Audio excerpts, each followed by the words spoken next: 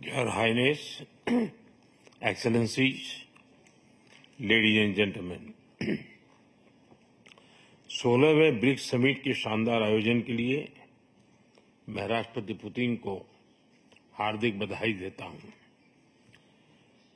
और ब्रिक्स से जुड़े नए साथियों का भी एक बार फिर से हार्दिक स्वागत करता हूं। नए स्वरूप में ब्रिक्स विश्व की 40% मानवता और लगभग 30% अर्थव्यवस्था का प्रतिनिधित्व करता है। पिछले लगभग 2 दशकों में ब्रिक्स ने अनेक उपलब्धियां हासिल की हैं। मुझे विश्वास है कि आने वाले समय में यह संगठन वैश्विक चुनौतियों का सामना करने के लिए और अधिक प्रभावी माध्यम बनकर के उभरेगा। फ्रेंड्स, मैं न्यू डेवलपमेंट बैंक के अध्यक्ष हर एक्सेलेंसी दिल्मा रूसेफ का अभिनंदन करता हूं। पिछले 10 वर्षों में यह बैंक ग्लोबल साउथ के देशों के विकास के लिए महत्वपूर्ण विकल्प के रूप में उभर रहा है। भारत के गिफ्ट सिटी के साथ साथ अफ्रीका तथा रूस में रीजनल सेंटर्स के खुलने से इस बैंक की गतिविधियों को बल मिला है और लगभग $35 बिलियन के डेवलपमेंट प्रोजेक्ट्स सैंक्शन किए गए हैं। एनडीबी को डिमांड ड्रिवन सिद्धांत पर काम करते रहना चाहिए और बैंक का विस्तार करते हुए long term financial sustainability, healthy credit rating और मार्केट एक्सेस सुनिश्चित करने पर प्राथमिकता रहनी चाहिए। फ्रेंड्स, नए स्वरूप में ब्रिक्स $30 ट्रिलियन से भी ज्यादा बड़ी इकोनॉमी है। हमारे आर्थिक सहयोग को बढ़ाने में ब्रिक्स बिजनेस काउंसिल और ब्रिक्स विमेन बिजनेस अलायंस की विशेष भूमिका रही है। इस वर्ष ब्रिक्स के अंदर WTO reforms, trade facilitation in agriculture, resilient supply chains, e-commerce और स्पेशल इकोनॉमिक जोन को लेकर जो सहमति बनी है, उससे हमारे आर्थिक सहयोग को बल मिलेगा। इन सब पहलों के बीच हमें स्मॉल और मीडियम स्केल इंडस्ट्री के हितों पर भी फोकस करना चाहिए। मुझे खुशी है कि 2021 में भारत की अध्यक्षता के दौरान प्रस्तावित ब्रिक्स स्टार्टअप फोरम इस वर्ष लॉन्च किया जाएगा। भारत द्वारा दिया गया रेलवे रिसर्च नेटवर्क का इनिशिएटिव भी ब्रिक्स देशों के बीच लॉजिस्टिक्स और सप्लाई चेन कनेक्टिविटी बढ़ाने में अहम भूमिका निभा रहा है। इस साल ब्रिक्स देशों में यूनिडो के साथ मिलकर इंडस्ट्री 4.0 के लिए स्किल्ड वर्कफोर्स तैयार करने पर बनी सहमति बहुत ही महत्वपूर्ण है।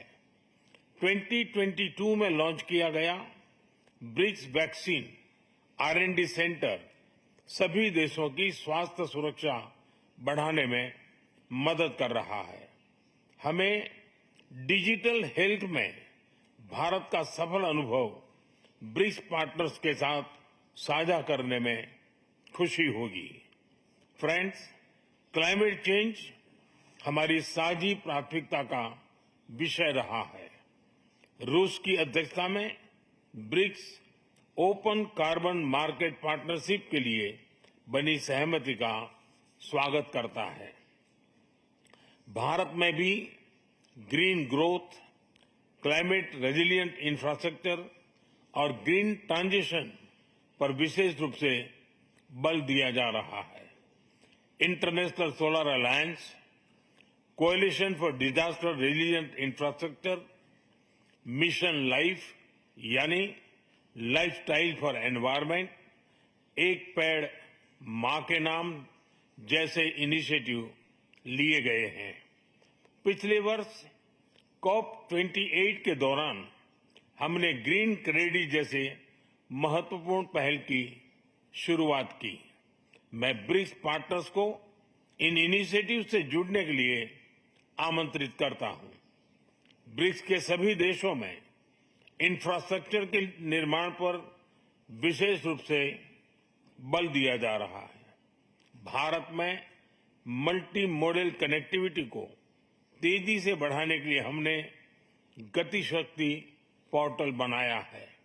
इससे इंफ्रास्ट्रक्चर विकास के लिए इंटीग्रेटेड प्लानिंग और इम्प्लीमेंटेशन में मदद मिली है और लॉजिस्टिक कॉस्ट कम हुई है। हमारे अनुभव आप सभी के साथ साझा करने में हमें खुशी होगी। फ्रेंड्स, ब्रिक्स देशों के बीच फाइनेंशियल इंटीग्रेशन बढ़ाने के लिए प्रयासों का हम स्वागत करते हैं। लोकल करेंसीज में व्यापार और सुगम रूप से क्रॉस बॉर्डर पेमेंट से हमारा आर्थिक सहयोग सुदृढ़ होगा। भारत द्वारा बनाया गया यूनिफाइड पेमेंट्स इंटरफेस यानी यूपीआई भारत की एक बहुत बड़ी सक्सेस स्टोरी है। इसे कई देशों में अपनाया गया है। पिछले वर्ष हिज हाइनेस शेख मोहम्मद के साथ मिलकर हमने इसे यूएई में भी लॉन्च किया। अन्य ब्रिक्स देशों के साथ भी इसमें सहयोग किया जा सकता है। फ्रेंड्स, भारत ब्रिक्स के अंतर्गत सहयोग बढ़ाने के लिए पूरी तरह से प्रतिबद्ध है। हमारी विविधता और मल्टीपोलरिटी में हमारा दृढ़ विश्वास हमारी ताकत है। हमारी यही ताकत और मानवता में साझा विश्वास हमारी भावी पीढ़ी के समृद्ध और सशक्त भविष्य को सार्थक रूप देने में सहयोग होगा। आज की बहुत ही महत्वपूर्ण एवं उपयोगी चर्चाओं के लिए मैं सभी का आभार व्यक्त करता हूं। ब्रिक्स के अगले अध्यक्ष के रूप में मैं राष्ट्रपति लूला को हार्दिक शुभकामनाएं देता हूं। भारत आपकी ब्रिक्स अध्यक्षता की सफलता के लिए अपना पूरा सहयोग देगा।